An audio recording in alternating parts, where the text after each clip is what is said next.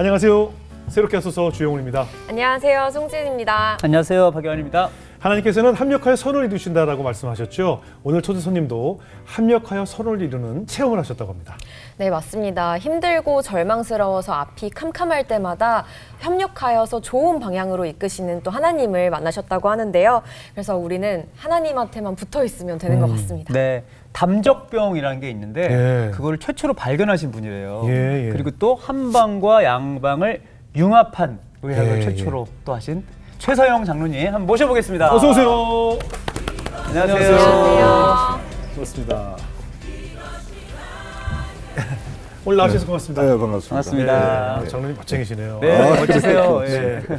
아까 오프닝에 소개 올렸지만 이제 당적병을 최초로 네. 발견하셨다고 이제 소개 올렸는데 네. 뭐 인터뷰 보니까 내가 당적병을 발견한 것은 오로지 하나님께서 네, 찾아주신 것이다라고 이제 말씀을 해주셨더라고요. 일단 당적병 자체가 좀 생소해요. 네, 그렇죠. 아마 세계 좀 교만하지만 세계 최초인 발견인 것 같은데 네네. 그동안 세계 의학에서 아직 몰랐던 네. 그 숨겨져 있던 위장병의 실체를 이제 찾아낸 거죠. 네. 실제로 보면은 우리가 저 위장을 검사할 때는 내시경으로 이제 보잖아요. 예. 내시경은 점막만 봅니다. 예. 그렇죠. 근데 점막 바깥쪽에 한 5에서 8mm 정도의 두께가 있어요, 위장. 그렇겠죠? 예. 근데 거기에 이제 문제가 있는 질병을 이렇게 발견해낸 거니까. 근데 사실 이게 우리 국민들이 위장병이 세계에서 제일 많아요. 뭐 위암도 그렇고. 근데 대개 80% 정도는 뭐 신경성, 기능성, 역류성 이런 식으로 해서 원인 모르는 그 위장병이 한 80%가 되거든요. 네. 바로 그 80%의 원인 몰랐던 그 위장병이 바로 점막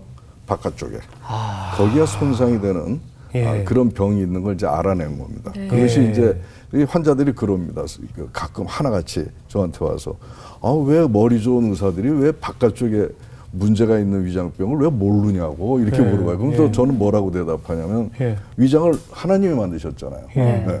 근데 하나님이 만드셨을 때 점막 바깥쪽에 그 조직에다가 굉장히 신비한 기관들을 거기다 다 설치해 놨어요. 그래서 이게 하나님의 지혜가 아니면 모르는 거죠. 근데 어떻게 제가 어떤 무식한 자에게 가르쳐 주셔가지고 알게 됐는데 예. 점막 바깥 조직에 보면은 면역 시스템이 우리 몸에서 제일 많아요. 그리고 신경도 뇌다음으로 제일 많아요. 그리고 모든 뭐 우울증 호르몬서부터 호르몬이 꽉 차 있어요. 그리고 뭐 혈관이나 효소나 뭐 이런 소화기관이 다 거기 있는데 따져보면은 국방부가 거기 있는 거예요, 우리 몸에. 전쟁을 치르는. 네. 그 다음에 또 이제 신경, 정보부가 또 거기 있는 거예요. 그러니까 우리가 예전에는 위장을 밥통이라고 그랬잖아요. 근데 하나님이 위장을 제일 정교하게 만들었다. 이렇게 볼 수가 있어요. 그래서 최근에는 이제 위장을 제2의 뇌다, 세컨드 브레인이라고까지 얘기할 정도인데 그게 하나님이 위장의 그 신비한 기능을 이제 설치해 놓으신 거죠. 이제 그걸 알아낸 거죠. 정말 최초로 놀라운 발견이네요. 정말 사실 이유 없는 질병들이 참 많았잖아요. 원인 그렇죠. 모를. 그렇죠. 원인 모를. 네, 그게 실체가 거기 있었고. 그러니까 정확한 원인과 진단을 내린 거예요. 그러네요. 예. 또 장로님 앞으로 지금까지 이렇게 하나님께 놀라운 능력을 주신 데에는 어떻게 역사하셨는지 오늘 이야기를 들어볼까 합니다. 네. 장로님 보니까 뭐 또 하나님을 만났을 때 굉장히 놀라운 또 체험을 하셨다고 힘든 일을 겪으셨었다고 하는데 어떤 일을 겪으셨어요? 제가 이제 경희대 임상 교수를 하다가 네. 경희대 나와서 그래서 1984년대 대전대로 이제 내과 주임 교수로 부임을 했습니다. 예. 근데 그때는 그 대학이 신설대학이라서 많이 이제 뭐 여러 가지가 이제 부족했었죠. 예. 그래서 제가 4학년, 본과 4학년 졸업반이죠. 그 주임 교수를 했기 때문에 얘네들은 이제 공부하는 것밖에 없다고. 하여튼 뭐 스파르타식으로 공부를 시켰어요. 하루는 제가 이제 중간고사 보는데 시험 감독을 하고 있는데 뒤에서 뭔가 꽈당 소리가 나는 거예요. 네. 그래서 알고 보니까 여학생이 그냥 쓰러졌어. 쓰러지면서 꽈당 소리가 나고. 그래서 야, 너 왜 그러냐 그랬더니 뒤에서 학생들이 전부 다 교수님 때문에 저렇게 쓰러졌다는 거예요. 그래서 아니 내가 뭐 어떻게 했다고 이렇게 된 거야. 나는 모르겠는데 그랬더니 교수님이 뭐 2-3시간밖에 우리 안 재워줘가지고 저렇게 했다고. 스파르타로 이렇게 해서 근데 결국은 그해 이게 신설대학 그 졸업생들이 전국의 그 한의과대에서 1등했어요. 경희대학을 눌러가지고. 그러니까 대학에서 경사가 났죠. 아무튼 그때서부터 이제 재단에서 나에 대한 신뢰가 컸고, 근데 제가 그 꼭 하고 싶었던 게 있었어요. 한의학 교육 그 커리큘럼이 많이 잘못됐어요. 이 서양 의학에 좀 맞춰져서 이렇게 구성이 돼가지고 한의학 본연의 그 좀 이렇게 그 좋은 의학적 지식이 다 이렇게 함유되지 못했어요. 그래서 내가 언젠가 이걸 개혁을 하겠다 했는데 제가 86년도에 이제 그 박사학위를 받자마자 대학에 이제 엘리트 교수들 5명하고 같이 모여가지고 교육하자 이렇게 시작을 한 거죠. 근데 그때 제가 젊었었고 또 철이 없었던 것 같아요. 객기로 한 것 같아요. 아주 개선장군 온 것처럼. 지금 같았으면 아주 온유하게 잘 끌어가면서 할 텐데 그때는 하나님도 안 믿었을 때고. 그러면서 그런 것들이 다른 교수들을 굉장히 불편하게 했던 것 같아요. 그래가지고 그것이 이제 도화선이 되면서 뭔가 분쟁이 일어나면서 결국 싸움으로 번져서 개혁이 된 게 아니라 오히려 싸움으로 번져버린 거예요. 이제 저는 그런 걸 싫어하니까 그냥 사표를 내고 나는 대학 교수를 두겠다고 사표를 낸 거죠. 근데 저만 주동자니까 사표 내면 괜찮은데 교수들 같이 했던 5명에서 다 사표를 낸 거야. 결국 막 신문에도 나고 막 양심선언을 하면서 사표를 냈기 때문에. 근데 그러면서 이제 어떤 일이 일어났냐면 제 이제 후배 교수들이 교수 하나가 이제 문충모 교수라는 분이 있는데 그분이 나보라 뭐라고 하냐면 그 사람이 그 해에 전임 교수가 됐어요. 경사가 난 건데 나보라 형님이 대학에서 안 계시면 나도 있을 필요가 없다고. 그래서 나도 사표 내고 나오겠다고 이런 얘기하는 거예요. 근데 속으로 얼마나 감동이고 고마운지 모르겠더라고요. 그러지 말라 그랬었어야 되는데. 근데 아무튼 간에 그러면서 하는 말이 형님 오늘 내가 저녁에 어떤 모임에 가는데 같이 가실래요? 그래. 그래서 그럼 내가 같이 가죠. 어딘도 못 가겠니? 그러면서 갔단 말이에요. 갔더니 보니까 그 창조과학회에서 주도하는 그 부흥집회였어요. 그래서 딱 앉아보니까 속으로 이거 내가 잘못했구나. 내가 낚였다. 근데 가수도 없고. 근데 그때 들리는 찬양 소리를 들어보니까 그동안 막 교수들하고 막 분쟁했던 그 삭막했던 분위기하고 완전 달라. 평안하고 하여튼 그렇게 내 마음을 이렇게 감동을 주더라고요. 그러면서 목사님이 이제 설교 끝나고 난 다음에 혹시 내 설교 듣고 하나님 믿겠다고 생각하는 사람은 한번 일어나 보라고. 근데 얼떨결에 일어났어요. 얼떨결에 일어나니까 옆에서 막 박수 치고 최 교수가 하나님 믿게 됐다고 그러면서 막 이렇게 하는데 내가 왜 이런 실수를 저질러 후회하면서 막 아이고 괜한 짓 했다 그러고서 있는데 어쨌거나 일어난 게 어떤 약속이 된 것처럼 그냥 저절로 교회 다니게 되더라고요. 그래서 교회 다니게 된 거죠. 근데 장로님은 이과이시잖아요. 뭔가 과학적으로 증명이 돼야지만 믿음이 생기지 않을까라고 생각을 했었거든요. 그렇죠. 근데 정말 하나님이 살아계시다라고 생각하셨던 그 계기가 또 있으셨을까요?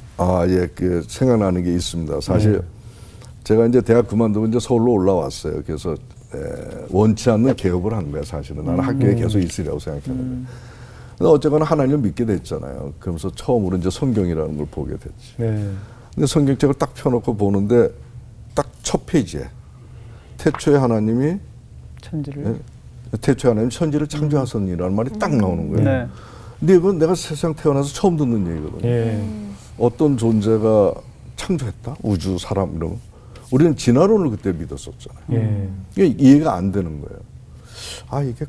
이거 거짓말 아니야? 이런 식의 의심이 들면서 뭐 어떤 생각이 드냐면 만약에 이게 거짓말이라면 이 성경책 볼 필요가 뭐가 있어? 그 하나님을 믿는 게 뭐가 의미가 있어? 그렇잖아요. 그렇죠. 그러면서 진도가 안 나가는 거예요. 근데 그래도 이제 믿겠다 해서 성경책은 그대로 펼쳐놨던 것 같아요. 그러면서 아침마다 내 진료실 들어갈 때 그 테이블에 있었는데 하루는 이렇게 본 거예요. 봤는데 그때 그 태초에 하나님이 천지를 창조하셨다는 말이 전에는 의심이 갔었는데 그게 갑자기 이렇게 눈에 큰 글자로 다가와요. 그래서 어떤 생각이 드냐면은 이거는 창조하신 분 아니면 이런 걸 쓸 수가 없어. 그것도 이 두꺼운 책 첫 장 첫머리에 아주 도도하게 너무도 당당하게 만천에 선포하는 거 아닌가. 이거는 석가모니도 이런 말 할 수 없다. 이거는 완전히 창조하신 분이니까 이렇게 쓸 수 있다. 이게 갑자기 믿어지더라고요. 믿어지면서 이건 진짜다. 그러면서 한편으로는 내가 원숭이 후회가 아니라고 증명이 된 게 안심이 된다 이런 생각도 하면서 그때 하나님을 그냥 뭐 고증하고 뭐 증명 이거 없이 그런 생각 속에서 아마 한 순간에 그게 한순간에 그래서 뭐 믿어졌네요. 확실한 그게 확실하게 믿어지더라.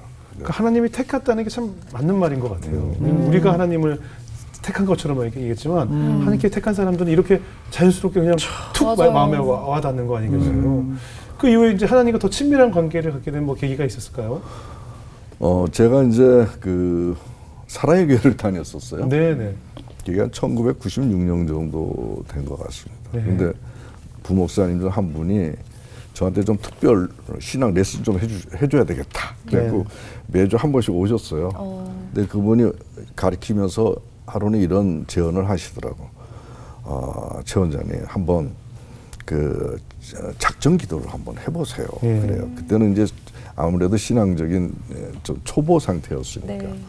그래서 목사님이 하라 그러니까 이제 예 알겠습니다 하고서 결단을 하긴 했는데 이게 보통 어려운 게 아닌 거야. 네.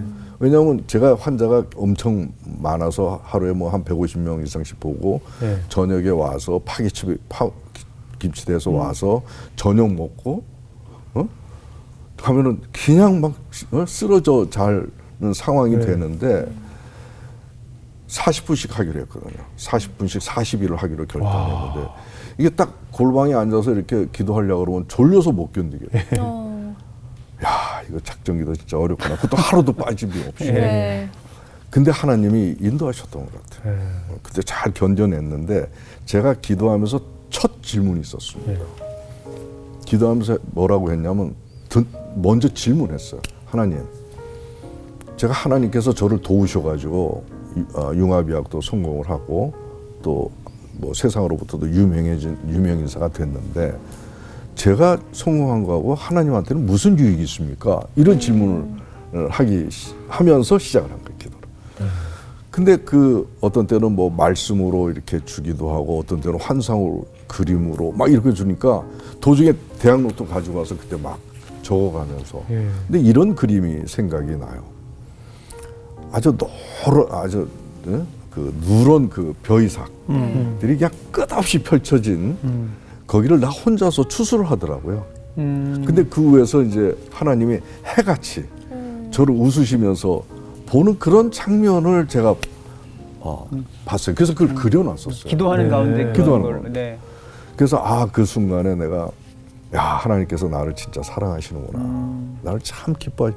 그래서 하나님하고 비로소 굉장히 친밀한. 그때는 하나님의 존재는 입에만 하나님이지 나한테는 다가온 게 없었죠. 근데 그때 아주 친밀하게 이렇게 다가오게 돼서 가까워졌죠. 근데 작정 기도하는 중에 위기가 한 번 있었어요. 네. 한 30일쯤 지났을 때인데 그때가 이제 여름 휴가하고 이렇게 겹친 그런 시간이었어요. 근데 평소에 이제 저를 잘 아는 지인 가운데 저보다 나이 많으신데 강원도 무슨 모 은행의 총 본부장이 계셨는데 그분이 저한테 자꾸 오셔서 휴가 되면은 강원도 오라고 설악산 오라고 자기가 아주 정말 좋은 추억에 남는 그 기회를 만들어 줄 테니까 애들 데리고 오라고. 그래서 그때 여름 휴가가 돼서 이번에 한번 거기 가봐야 되겠다 하고서는 거기 간 거야. 그 속초에 그 설악산을 간 거야. 네. 근데 비행기에 내리니까 이분이 그쪽에 유진가 봐요. 막 100km 되는 조직들이 다 와가지고 큰 절로 인사하더라고요. 아이고. 근데 어제가 이 설악산 계곡도 개인 계곡이 있는 걸 몰랐어요. 근데 있더라고요. 정자도 있고. 그래서 얼마나 좋아요 자연이. 근데 거기 앉아서 이제 그 조직들이 바닷가 가가지고 스킨스쿠버 해가지고 고기도 이만큼 잡아오고 소주를 한 박스를 딱 갖다 놓고 이제 둘이서 이제 그걸 먹는 거야. 근데 그때는 뭐 기도고 뭐고 하나님이고 뭐 없어요. 그냥 거기 취해가지고 그걸 다 먹어버려. 그래서 우리 이제 끝나서 밤 늦게 이제 그 마련된 숙소 가서 이제 자는데 그냥 술에 골아 떨어져서 자는데 갑자기 너 작정 기도 중이지 이런 게 딱 번개처럼. 그래서 벌떡 일어난 거예요. 작정 기도 중이었구나. 근데 도대체가 일어날 수가 없는 거예요. 할 수 없이 계곡에 내려가서 그냥 얼굴 씻고 이렇게 몸 씻고 그냥 차게 해가지고 와서 어쨌거나 40분을 했어요. 근데 이 기도를 하나님이 기뻐 받으시더라고요. 이 기도도 술 먹고 그렇게 한 기도도 네. 그때서부터 성령님의 인도하심을 좀 느끼기 시작했고 그게 저의 기도 생활의 시작점이었어요. 그때서부터 이제 기도가 기도 자리에 앉히는 그것도 그렇게 내가 순종하고 그런 계기가 있었습니다. 예. 위기가 기도의 위기가 오히려 기도의 생활을 하게 하는 그렇게 이끄시는 하나님이시더라고요. 예전에 나랑 지금의 내가 참 많이 변했다. 뭐 이런 부분들이 또 믿음 생활하면서 이렇게 있을 것 같아요. 또 스스로 느끼시는 부분도 있을 것 같고 어떠세요? 뭐 한두 가지가 아니겠죠. 근데 한 두 가지 정도를 하면은 회개 생활을 하는 것 같아요. 회개. 회개. 회개할 게 자꾸 많아져요. 이상하게. 좀 열심히 믿으면 회개할 게 적어져야 되는데 자꾸 많아져. 그게 하나가 차이겠고 그 다음에 제가 사실 회개 첫 번째 회개한 게 예전에 하나님 믿기 전에 우리 어머님이 독실한 크리스찬이시고 내가 네. 모태 신앙이었죠. 근데 칠남매 중에 저를 제일 사랑하셔서 내 서영이는 진짜 하나님 믿었으면 좋겠다고 하면서 얼마나 울면서 기도했는지 몰라요. 그러다가 이제 유명한 목사님 아시는 분에서 나한테 보내시기도 하면서 좀 전도 좀 해달라고. 근데 그때가 30 안 됐을 때인데 목사님 오시면 담배 딱 피면서 기독교는 비인간적이다. 네.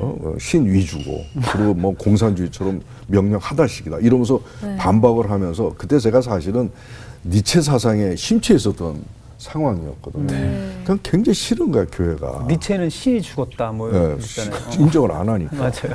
그랬더니 목사님이 가더니 아드님은 절대 전도 못합니다. 그리고 어머님한테 그랬대요. 아무튼 지금 그거 생각만 하면은 식은땀이 나도록 회개를 해요. 그 다음에 요즘 회개하는 거라 그러면 뭐 지속적으로 합니다만 완성이 안 되고 있는 건데 교만하고 이기심이 이게 잘 안 되더라고요. 예전에는 제가 무슨 일을 많이 하니까 하면은 이게 나한테 얼마나 유익이 될까, 얼마나 이익을 갖다 줄까 이 계산하면서 하잖아요. 이게 이기심이거든요. 근데 이걸 자꾸 회개하는 거죠. 이 일을 하면 남들한테 얼마나 도움이 될까 이런 생각을 하면서 지금 자꾸 회개를 하고 있고 교만 같은 경우도 제가 남들이 못하는 것도 하는 경향이 있으니까 그런 걸 생각하면 자꾸 어깨가 올라가. 그럼 은근히 교만한 게 드러나는 거죠. 아, 내가 남들 모르는 걸 내가 하더라도 이것을 남들을 위해서 잘 겸손하게 헌신하고 하는 것으로 해야 되겠다. 뭐 이런 기도도 제가 하면서 회개를 하고 있는데 참 쉽지는 않아요. 근데 죽을 때까지 해야 될 것 같아요. 네. 그 다음에 또 하나는 이제 생활의 변화가 있어요. 네. 생활의 변화가 있는데 우선 세상 모임을 다 끊었어요. 거의. 사람들이 싫어서가 아니라 하나님께서 저한테 미션으로 주신 그 통전 생명의학이라는 게 새로운 융합의학이라는 게 새로운 거고 어려운 거고 아무도 할 수 없는 거고 그러다 보니까 영이 맑아야 되고 막 항상 하나님한테 집중해야 되고 그래야 되기 때문에 골프, 술, 뭐 이제 카톡 이거 다 끊었어요. 카톡을 왜 끊으세요? 카톡도 안 해요 제가. 그러니까 나보다 더한 사람도 있대요. 아예 핸드폰도 안 갖고 있는 사람도 있더라고. 문자는 제가 합니다. 아무튼 그러면서 여기에 이제 집중을 하고 이제 그러면서 한번 술을 끊었던 그 계기가 한 번 있었습니다. 아주 결정적인. 그러면서 성령님이 싫어하는 건 안 한다. 이런 나의 이게 기준이 생겼어요. 그게 언제냐면 제가 융합의학을 한다 그러니까 그 의료 전문 기자들이 관심이 많았어요. 그래서 최소영이를 중심으로 해서 몇몇 의학 전문 기자 5명이 모여서 포럼을 형성해서 같이 이제 비전도 나누고 좀 이런 것도 서로 교제도 하자 하는 그런 게 생겼나 봐요. 그래서 저한테 전화 와가지고 우리 첫 모임을 가자. 그래서 사실 저는 병원 사람 받은 사람으로서 기자들이 이렇게 같이 도와주고 하면 날개를 단 거죠. 네. 그래서 난 너무 기뻤습니다. 하나님의 은혜다 이러면서 이렇게 했는데 한편으로 딱 걱정이 드는 거예요. 이 사람들이 기자들이 술을 좋아하는데 술집에서 만나자고 뭐 어떡하지? 딱 이런 생각이 들어요. 예전 같으면 술집에서 만나자고 제가 워낙 술을 좋아했던 사람이라서 아주 너무 좋은 일이었는데 이제는 그게 거북스러워지는 거예요. 그래서 내가 기도를 했습니다. 하나님의 은혜로 이렇게 이런 일이 생겼는데 술집에 가는 게 이상하게 마음이 부담이 됩니다. 그냥 일식집에서 식사하고 노래방에서 그냥 친교나 하고 헤어졌으면 좋겠는데 그냥 그렇게 좀 한번 해달라고 이렇게 기도를 했다고 그랬더니 전화가 왔어요. 왔더니 한식집에서 했다고. 하나님이 기도를 들어주셨구나. 그래서 갔어. 네. 갔더니 이게 종로에 낙원동에 있는 데인데 이게 한식집이 아니라 요종이더라고. 근데 그때 일어났어 내가. 나 하나님을 믿는 사람인데 이거는 내가 좀 못하겠다, 받아들일 수가 없다. 이래 되는 거예요. 분위기 완전 깨는 거잖아요. 그냥 완전히 산산조각이 네네. 나고 그때서부터 저런 쫌생이 뭐 이렇게 하고 재수 없는 놈이라고 그러고 그동안 내가 언론에 굉장히 많이 나갔었거든요. 딱 끊겨버렸어요. 근데 나한테는 오히려 나빠진 거예요. 그죠, 마이너스가 된 거죠. 마이너스가 돼. 근데 네. 속은 편하더라고요.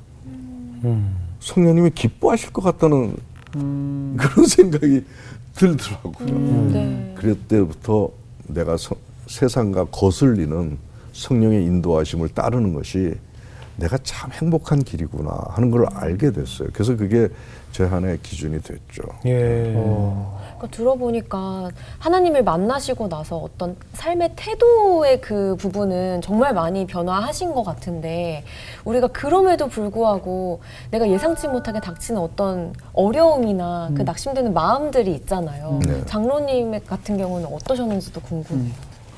사실 제가 이제 1991년이네요. 네. 이제 한의학하고 서양의학을 융합을 하면 네. 세계 미래의학에 이제 주도를 할 수가 있겠다. 이것이 또 하나님의 통전 생명의학에 가깝다. 여기서 발표를 하고 나서 했더니 의사 한의사들이 이제 모였어요. 예. 그래서 연세대학교 임상 교수 2분하고 또 경희대 한의대 교수들 2분하고 저와 같이 이제 손을 잡게 된 거죠. 예. 그러면서 이제 시작을 하기로 했는데, 예. 저는 이런 병원을 세울 때 이제 뭐 제가 자금이 없으니까 은행 가면 돈을 빌려줄 줄 알고 그 은행 갔더니 예.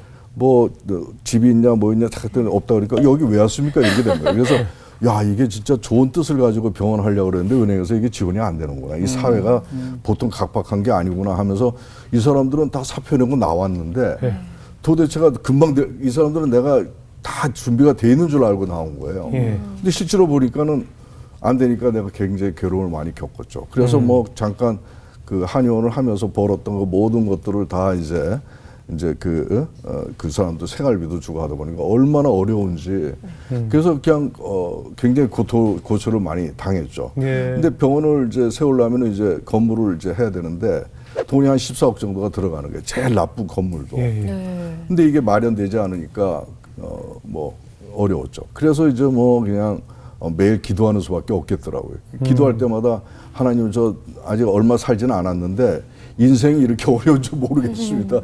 어떻게 도와줄 수는 없습니까? 이런 식의 기도가 나오는데 현실은 그대로고 그런데 목사님이 오셔가지고 말씀하실 때 하나님과 함께 하고 계신다고 그러시더라고요. 그러면서 근데 함께 하고 계신데 그림자가 하나라는 거예요. 네. 알고 보니까 하나님이 나를 업고 계시고 있기 때문에 그렇다라고. 근데 그 말에 위로를 받긴 했는데 또 현실은 그대로예요. 그렇죠. 그래갖고 막 기도하다 보면은 끝이 없는 터널이에요. 어두운 터널. 빛이 하나도 안 들어오고. 그러면서 자다가도 일어나서 볼 때 일어나서 기도하고 뭐 이러는 중에 어느 날 새벽 1시, 2시쯤 됐을 것 같아요. 내 침상으로 예수님이 오신 거예요. 흰 두루마리 입고 오시면서 저를 뒤에서 껴안으면서 서영아, 걱정하지 말라고. 다 잘 될 거라고. 이런 말씀 하시고. 그래서 내가 벌떡 일어나서 보니까 안 계셔. 그런 환상을 제가 보게 되는데 바로 그 다음날 어떤 친구가 어느 은행에 가봐라 하는 그 듣고서는 갔는데 마침 그 은행 지점장이 깐깐하기로 유명한 사람이래요. 근데 이 사람한테 내가 이런저런 뭐 얘기를 했더니 딱 하는 말이 은행이 무슨 돈놀이 하는 데입니까? 이렇게 비전 있는 일을 하는 사람한테 지원해 주는 게 은행이 아니겠느냐. 그러면서 두 사람만 데려오고 뭐 맞보증해서 2억, 나한테 2억 주면 두 사람이 그냥 신용으로 보증 써주고 뭐 이런 식으로 해서 6억을 마련해 주더라고. 그래서 6억이 종잣돈이 돼가지고 그때 이제 친구들이 한 20명이 집 담보하고 뭐 이런 식으로 도와줘가지고 14억이 마련됐는데 그중에 어떤 사람은 저한테 후배가 선배님 나 지금 전세 사는다가 월세로 가는데 전세비 6천만 원 보내드릴 테니까 1년 만에 좀 갚아줘. 뭐 이런 식으로 해서 돈이 모아져가지고 이렇게 하나님이 다 이렇게 합력을 해가지고 결국은 동서약병원이 이제 설립이 된 거죠.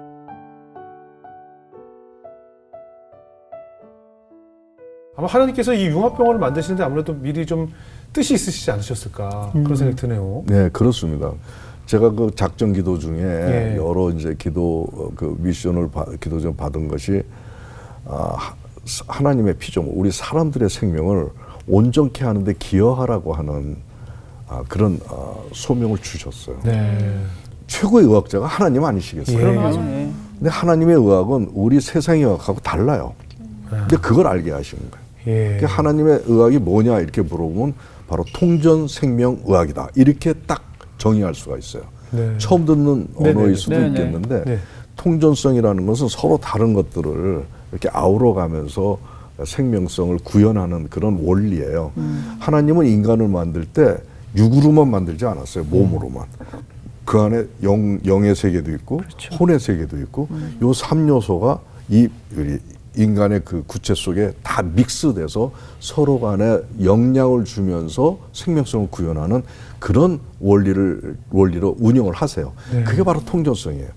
근데 의학이 육만 가지고 연구한 거예요. 예. 육만 가지고 치료를 하는 거예요. 영과 혼은 안 보이니까 그건 의학이 아니다 해가지고 무시하는데 하나님은 그걸 싫어하신 거죠.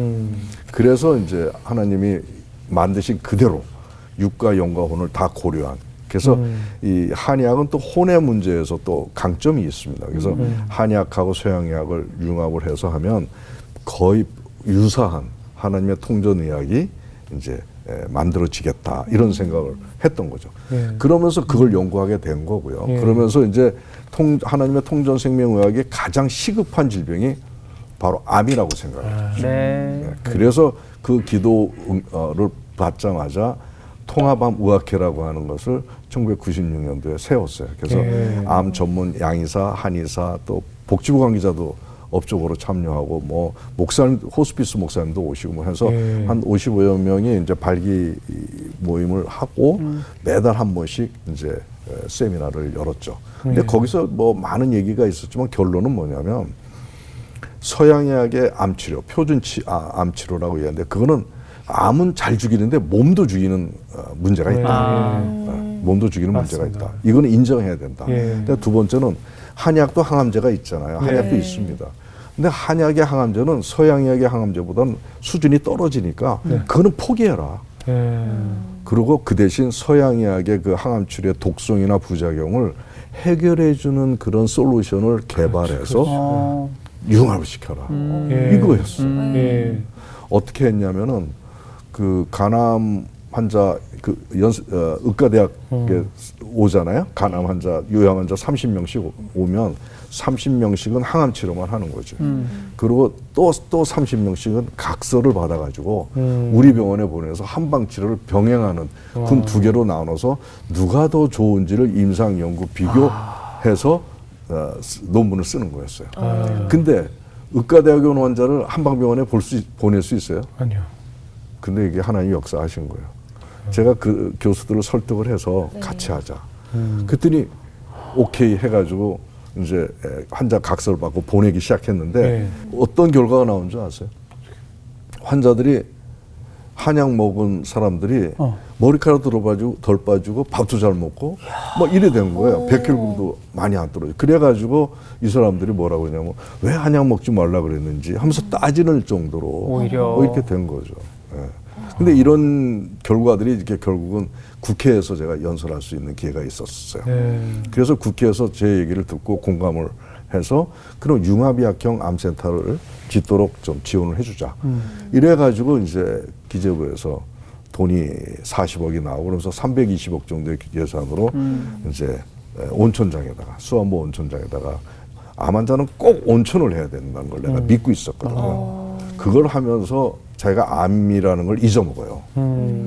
그게 굉장히 중요해요. 암 치료에서. 예, 그게 암에 짓눌려 가지고 두려움 속에서 잠도 더 못 자고 죽는다고 그래. 그러더라고요. 예, 그래서 잘못되거든요. 예, 예.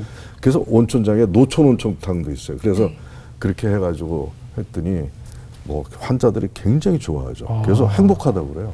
그래서 한방, 양방, 그건 양방병원으로 돼 있습니다. 근데 예. 한방에 좋은 제가 개발했던 거하고 온천과 또 월악산 줄기가 있어서 네. 거기서 맨발로 트레킹하고 막 이래서 하다 보니까 환자들이 굉장히 이제 행복하다고 얘기를 하는데 아무튼 이러한 새로운 그 암의 생태계를 좀 행복하게 바꾸는 일들이 이제 수원구에 세워지게 된 거죠. 그럼 이제 암 전문 병원이 된 건가요? 그렇죠. 암 전문 병원이죠. 아, 거기 지금 이제 계신 거고요. 저는 이제 서울에서 이제 그쪽하고 같이 예. 사람들을 의사들을 보내서 예. 같이 하는 거죠.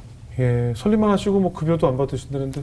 네, 그거는 저는 여태까지 행보가 예. 그것도 이제 국립병원이에요. 예. 그 한 거가 이제 새로운 의학을 만들어서 예. 후대에 물려줘서 한국을 예. 의료 보국으로 만드는 게 그래서 하나님의 통전생명의학을 세우는 데만 기여하면 됩니다. 저는 예. 뭐 거기서 취할 것은 없다고 봅니다.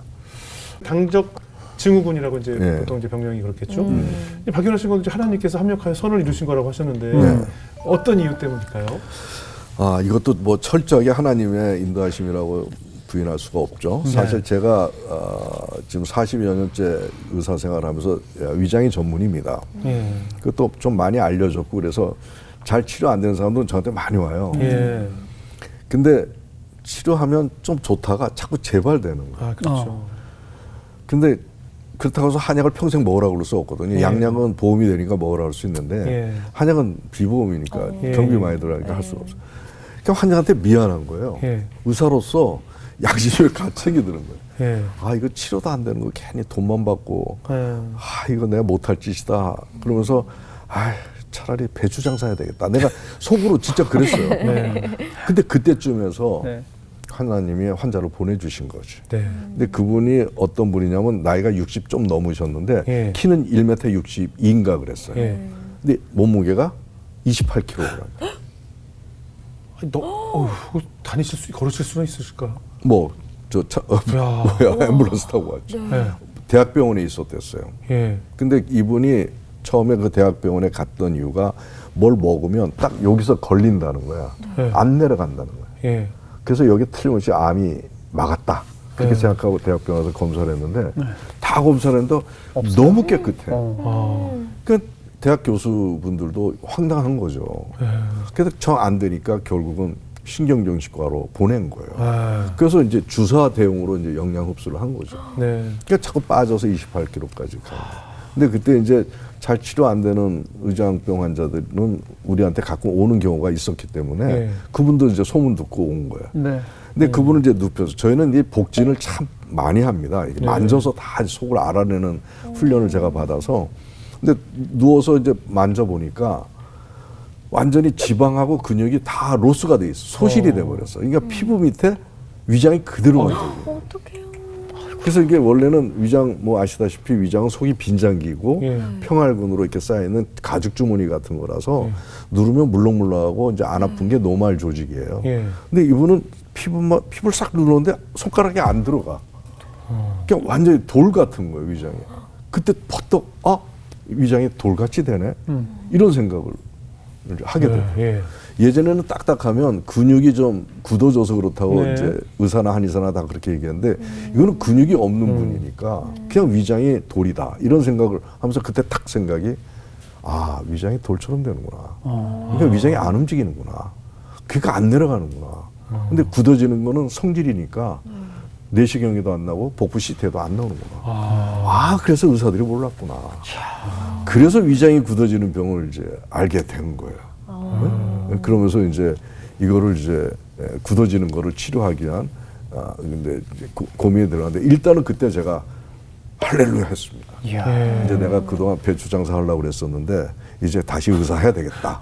그러면서 이제 이걸 어떻게든지 극복을 좀 할 수 있는 길을 열어봐야 되겠다. 이렇게 된 거죠. 그러니까 그 환자도 어떻게 보면 한 개 좀 보내주신 거네요. 보내주신 진짜 그렇네요. 예. 그런 환자를 보내준 거예요. 위장이 그러게요. 그대로 만져지는 환자. 근데 이제 그 병을 이제 원인을 찾아내는 건 이제 찾아내셨는데 치료하는 방법을 또 개발하는 건 또 다른 맞아요. 얘기잖아요. 없죠. 그럼 뭐 책에도 없고 예.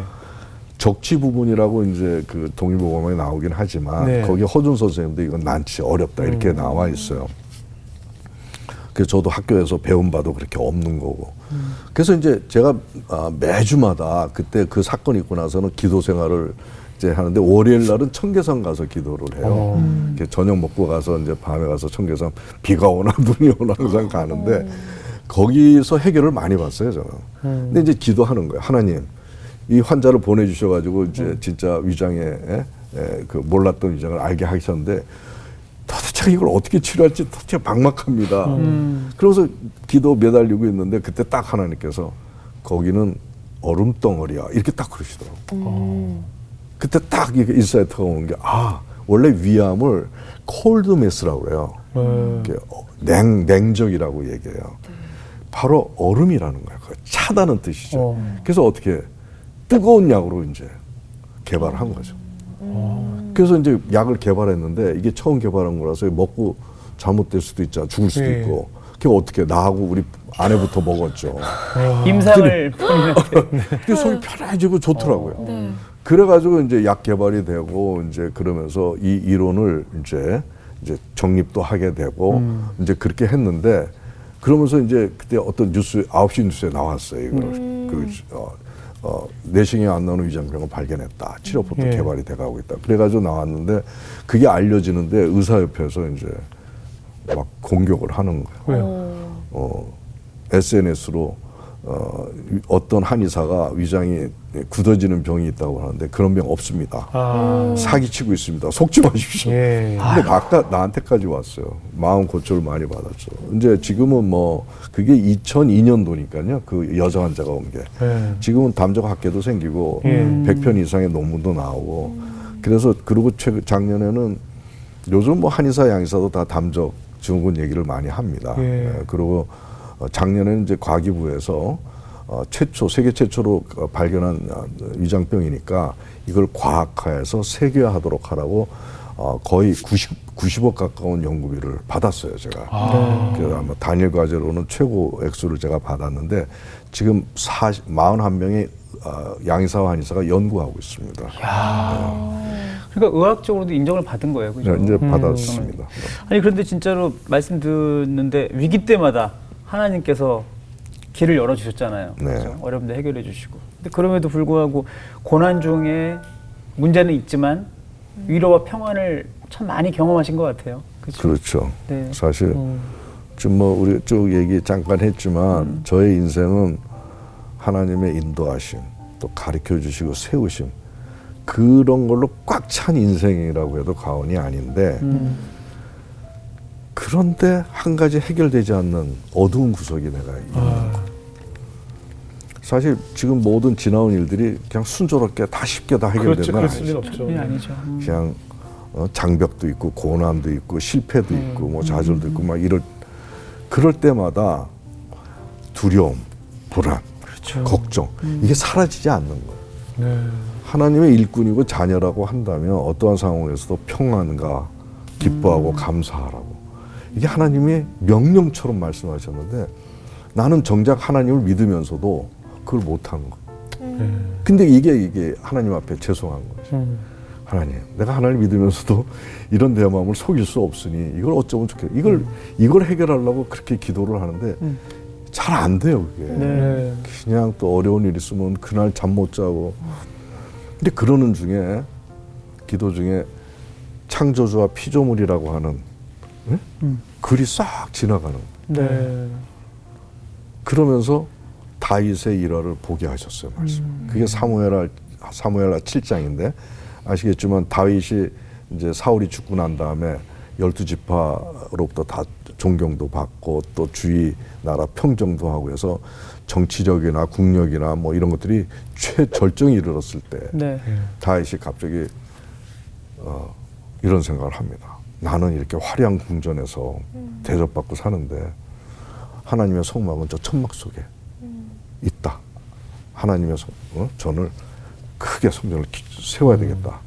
그런 생각을 합니다. 근데 하나님께서 나단 선지자를 통해서 뭐라고 말씀하시냐면 내가 너희 조상 어느 누구에라도 내 집을 지어달라고 내가 한 적이 있냐?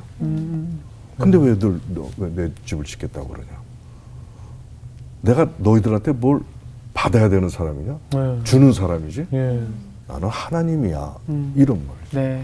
바로 여기서 제가 깨달은 게, 야, 하나님하고 피조물과의 관계로 나를 다시 앉히시고, 네. 내가 하나도 할 거 없다는 걸. 이게 오직 주권적이고 수직적인 은혜로구나. 이 인간이라고 하는 게. 이게 따져보면은 제가 태어나고 이런 모든 일을 살아가는 것이 하나님 손 안에서 뜯어내서 안 이루어진 게 없는 걸 경험한 사람이죠. 네. 그런데 제가 사실 하나님 일을 한다 그러면서도 그 일에 속박이 돼가지고 근심 걱정 떠나지 않았거든요. 그때 딱 생각이 이제 내가 벌거벗고 피좀 흘러서 하나님한테 다시 무릎 꿇자. 그리고 이제 내가 하나님의 일이지만 내가 하는 것보다는 아예 하나님이 하시는 게 낫겠다. 그게 훨씬 좋은 결과를 얻고 잘 될 것 같다. 네. 이런 생각을 하게 된 거죠. 그러면서 내가 오직 할 수 있는 거는 하나님한테 믿고 내어놓으면 항상 마음의 평안과 감사와 기쁨이 하나님께서 받으시는 향기가 아니겠느냐. 이런 생각을 하면서 됐다. 그러면서 이제 그러고 기도가 어떻게 되냐면 하나님, 제가 이제 위당 그룹 회장을 내려놓겠습니다. 직원 대표입니다, 단지. 예. 하나님이 회장이십니다. 예. 그래서 다 맡겼어요. 그랬더니 어깨가 갑자기 싹 가벼워지는 거죠. 항상 가슴 답답하고 어깨 무거운 거 아닙니까? 직원들 다 월급도 줘야 되고 해야 돼. 근데 이게 싹 없어져. 이거 다 하나님이 하실 텐데. 이런 식이 되니까 수고하고 무거운 진짐자들아 다 내게로 오라. 내가 너희를 쉬게 하리라. 나 이게 거짓말인 줄 알았거든요, 사실. 그걸 완전히 실현이 된 거죠. 그럼 장로님 얘기 들어보니까 정말 하나님께 감사가 넘치실 것 같아요. 그렇죠. 하나님을 위해서라면 이제 무엇이든지 다 할 수 있는 그런 종이 되시지 않았을까 싶은데. 네, 사실 그 작전 기도 중에 저한테 또 주신 소명이 있었어요. 네. 저한테 서영아 그러시면서 내가 사랑하는 자들에게 가서 나의 사랑을 전해주려구나 하는 말씀을 주셨어요. 이사야 61장 1절 4절 말씀도 주시면서 여호와의 영이 나에게 임하였으니 하는 그 구절이신데 그걸 주시면서 그래서 내가 질문을 드렸어요. 하나님이 사랑하시는 그런 사람들이 누구예요? 그래서 나는 그때 유명 목사님, 제가 존경하는 목사님들이 있었으니까 그분들인 줄 알았는데 싹 내 눈앞으로 이렇게 지나가는데 이제 재소자 가족, 이렇게 소외되고 버려진 자들, 그다음 알코올 중독자들이 이렇게 싹 지나가더라고요. 그러면서 하시는 말씀이 쟤네들이 나를 원망하고 있어. 나는 쟤네들을 얼마나 사랑하는데 원망. 그래서 내 사랑을 전해줘. 그래서 얘네들을 일으켜 세워줘.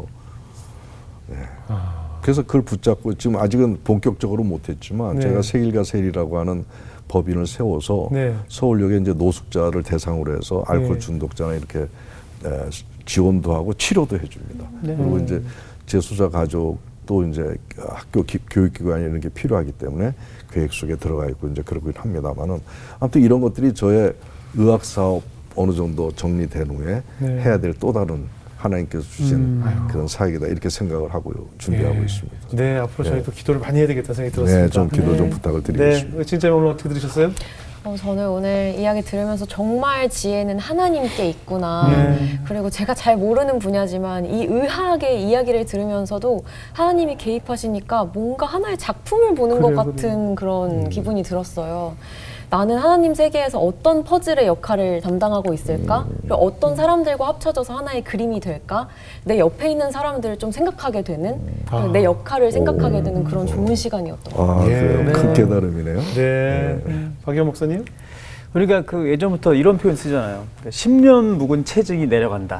뭐 이런 표현이 있는 것처럼 그러니까 오늘 말씀 듣는데 우리 영혼에도 담적병이 있는 것 같아요. 그래요? 맞습니다. 영혼에 담적병이 있어서 그러니까 인생이라는 모든 거를 내가 주인이 돼서 내가 해결하려고 그러니까 이 무게가 우리를 계속 짓눌러서 가슴 답답함, 영혼의 답답함이 있는 거죠. 근데 아까 말씀하신 것처럼 창조주와 피조물의 관계를 다시 고백하고 인식하는 순간 하나님이 내 인생을 지으셨는데 내 인생을 이끌어 가시잖아요. 근데 그 고백이 진짜 생겨날 때 우리 영혼의 담적병이 정말 해결될 것 같아요. 그러네요. 맞습니다. 박수입니다. 전 7, 80년대 이 나라를 세운 것이 바로 협동조합의 힘이 아니었나 싶어요. 그죠? 농협도 그렇고 수협도 그렇고 신협도 그렇고 다 협동조합 아니었겠어요.